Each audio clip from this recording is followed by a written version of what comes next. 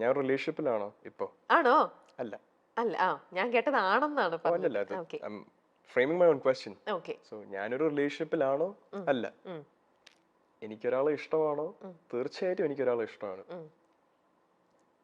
എന്റെ കല്യാണം ഉറപ്പിച്ചിട്ടുണ്ടോ? ഉം. ഏയ് ഇല്ല. ഉം.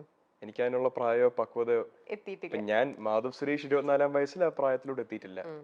24-ലും 21-ലും 18-ലും വരെ പക്വത എത്തുന്ന ആൾക്കാരുണ്ട്. ഉം. ഞാൻ ഒരു പുതിയ കരിയറിലോട്ട് വെഞ്ചർ ചെയ്ത് കയറുവാണ്. ഉം. അതിന് അതിൻ്റെതായ സ്ട്രഗിൾസ് ഉണ്ട്. അതിലൂടെ ഞാൻ ഒരു ഇൻഡിവിജ്വൽ എന്ന നിലയിൽ എന്നെ തന്നെ ഫിഗർ ഔട്ട് ചെയ്യുകയാണ്. ഉം. സ്റ്റെബിലിറ്റിയും സമാധാനവും ലൈഫിലോട്ട് വരുന്ന സമയത്ത് ഒരു പാർട്ട്ണറിനെ ഏറ്റെടുക്കാനുള്ള പക്വത എനിക്ക് വന്നാൽ ഉം. ആ സമയത്ത് ഞാൻ ആലോചിക്കേണ്ട ഒരു കാര്യമാണ്. റിലേഷൻഷിപ്പ് ആയാലും മാരേജ് ആണെങ്കിലും kids everything that follows it's for that point. ഇന്ന് മാധവ് സുരേഷ് ഒരു കരിയറിലോട്ട് വെഞ്ചർ ചെയ്ത് കയറിയിരിക്കുന്ന ഒരാളാണ്. സ്വന്തം ജീവിതം സമാധാനമായിട്ട് ജീവിച്ചു പോകാൻ നോക്കുന്ന ഒരാളാണ്. ഓക്കെ. അതേ സമയത്ത് പ്രേമമൊക്കെ ഉണ്ടാവാം, ഏതൊരു മനുഷ്യനും ഉണ്ടാവും. അതെ. അതേപോലെ എനിക്കൊരാളെ ഇഷ്ടമാണ്. ഉം. അത് സബ്സ്റ്റാൻഷ്യൽ ആയിട്ട് സിഗ്നിഫിക്കന്റ് ആയിട്ട് വന്നു കഴിഞ്ഞാൽ നാട്ടുകാർ, ഞാൻ അറിയും. നേരത്തെ പറഞ്ഞ പോലെ അന്നേരം അറിയും. കുടുംബക്കാരും ഞാനും അറിയിച്ചോളാം. അറിയിച്ചുള്ളൂ. ഇപ്പോ നമ്മുടെ സെലിബ്രിറ്റിയുടെ പേര് തന്നെയാണെങ്കിൽ പോലും ദിലീപേട്ടന്റെ മോള് മീനാക്ഷിയുടെ പേരിലും ഒക്കെ കുറെ നിങ്ങളുടെ തമ്മിലുള്ള കല്യാണം തീരുമാനിച്ചു വിത്ത് ഫാമിലി ആയിട്ടുള്ള ഫോട്ടോയും കാര്യങ്ങളൊക്കെയാ വരുന്നത്. എന്തൊക്കെ റൂമേഴ്സ് ഓരോന്നും പറഞ്ഞ ആൾക്കാർ അതെ വേറെ എന്തിനൊക്കെയോ പോയപ്പോഴത്തെ എവിടത്തേക്കോ ഫോട്ടോ എടുത്തിട്ട് ആൾക്കാർ വെറുതെ ഇട്ട് ട്രോളും ഓരോന്നും പറഞ്ഞ് ഓരോ റൂമേഴ്സും വരുന്നുണ്ട് വേറെ ഓരോന്നും പറഞ്ഞിട്ട് അല്ലേ? മീനാക്ഷിയുടെ കാര്യം പറയാനാണെങ്കിൽ ഞാനും മീനാക്ഷിയും വളരെ നല്ല ഫ്രണ്ട്സ് ആണ്. നമ്മൾ ഏകദേശം ലൈഫിന് ഒരേ പേഴ്സ്പെക്റ്റീവ്, ഏകദേശം മാധവും മീനാക്ഷി എന്ന് പറയുന്നത് ആണും പെണ്ണും വേർഷൻസ് ആണ് ആണല്ലേ? എന്ന് പറയാൻ പറ്റും. പല കാര്യങ്ങളിലും ബിഹേവിയർ അതിന് സംസാരിക്കുന്ന രീതിയാണേലും അങ്ങനെയുള്ള ഇതാ. നമ്മൾ അടുത്ത സുഹൃത്തുക്കളാണ്.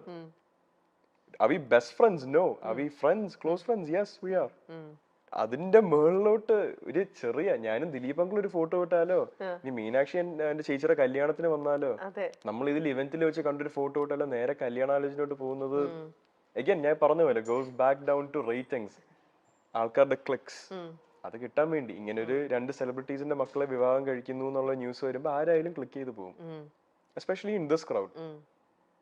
ഞാൻ എന്നെ തന്നെ പിടിച്ച് പുകഴ്ത്തി പറയുന്നതല്ല, ബട്ട് അഗൈൻ ഈ പേര് സുരേഷ് ഗോപി ആൻഡ് ദിലീപ് എന്നുള്ള പേരുള്ളത് കൊണ്ട് ആൾക്കാർ ക്ലിക്ക് ചെയ്യും.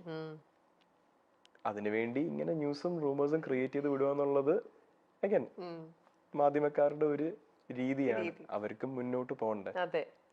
പക്ഷെ അതിനുവേണ്ടി മറ്റൊരാളുടെ പേഴ്സണൽ ലൈഫിനെ പറ്റിയുള്ള കള്ളങ്ങൾ വിളമ്പൽ ഒരു വേണ്ട, അതിന്റെ ആവശ്യമില്ല. പോസിറ്റീവായിട്ട് തന്നെ അവർക്ക് മുന്നോട്ട് പോയിക്കൂടെ? പോസിറ്റീവായിട്ട് സത്യം പറഞ്ഞു, സത്യസന്ധതയാണ് തെളിയിക്കേണ്ടത്, അല്ലാതെ വെറുതെ ഓരോ കാര്യങ്ങളും പറഞ്ഞുകൊണ്ട് പോയിട്ട് കാര്യമില്ല. നമ്മുടെ മീഡിയ, അത് പ്രിന്റ് ആണെങ്കിലും വിഷ്വൽ മീഡിയ ആണെങ്കിലും സത്യമായിട്ട് തന്നെ റിവീൽ ചെയ്യാനുള്ള ഒരു ഗട്ട്സ് ഉള്ള മീഡിയ ആണ് ശരിക്കും വേണ്ടത്, അല്ലേ? ഇങ്ങനെ ഒരു ഫേക്ക് മീഡിയയും അവർക്ക് ഇങ്ങനെ കുറെ ട്രോളാനും അല്ലെങ്കിൽ അവർക്ക് കുറച്ച് ഇങ്ങനത്തെ കുറെ കൊമന്റ്സും ഇങ്ങനത്തെ അങ്ങനെയുള്ളതല്ലോ ജെനുവിൻ ആവുക, അല്ലേ? മനുഷ്യന്റെ ഒരു പേർപ്പസ് തന്നെ ജെനുവിൻ ആവുക എന്നുള്ളതാണ്.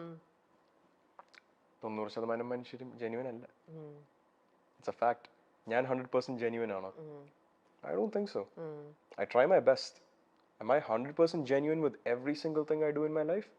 No, sometimes I have to make an ingenuine decision to protect myself. സ്വാഭാവികമാണ്. പക്ഷെ നമ്മുടെ ലൈഫിന്റെ കോർ തന്നെ ഇൻജെന്യൂനിറ്റി ആക്കരുത്. എസ്പെഷ്യലി മറ്റാൾക്കാരുടെ ജീവിതത്തിനെ പറ്റി സംസാരിച്ച് അല്ലെങ്കിൽ മാസ് മീഡിയയിലോട്ട് ആക്സസ് ഉള്ള ആൾക്കാരാണെങ്കിൽ don't go spreading rumors, don't go spreading lies. സത്യം പറയാ, അതാണ് മീഡിയയുടെ ഉത്തരവാദിത്വം.